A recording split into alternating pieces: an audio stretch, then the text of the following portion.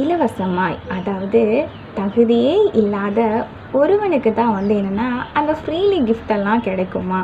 அதாவது இலவசமாய் அவருடைய, அதாவது தேவனுடைய கிருபையினாலே கிறிஸ்து இயேசுவில் உள்ள மீட்பை கொண்டு நீதிமான்களாக்கப்படுகிறார்கள். கிறிஸ்து இயேசுவில் உள்ள மீட்பு அப்படின்னா நம்ம பாவியாக இருக்கிறப்ப என்னென்னா இயேசு கிறிஸ்து தன்னோட சொந்த ரத்தத்தையே கொடுத்து விலைக்கிரயமாக என்னென்னா நம்மளை பிதாவோடு ஒப்புரவாக செய்திருக்கிறார். அதனால் நம்ம என்ன பண்ணுறோம் அப்படின்னா நீதிமான்களாக்கப்படுகின்றோம் அப்படின்னு சொல்லி இந்த வார்த்தையெல்லாம் போட்டிருக்கு ஃப்ரெண்ட்ஸ்.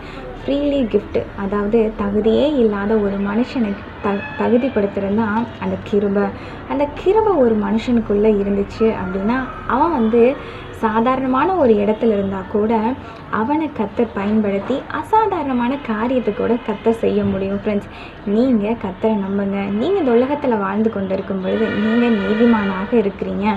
நீங்கள் இயேசுவினுள்ள பிள்ளையாக இருக்கிறீங்க. ஃப்ரெண்ட்ஸ், இந்த நாளில் நீங்கள் அதை மறந்துடாதீங்க. நீங்கள் பிலீவ் பண்ணுங்கள். உங்களால் அசாதாரணமான காரியத்தை செய்ய முடியும். எப்படி அப்படின்னா நீங்கள் கிருபை, அதாவது உங்கள் மேலே கர்த்தருடைய கிருபை இருக்கும் பொழுது நீங்கள் அசாதாரணமான காரியத்தை செய்ய முடியும்.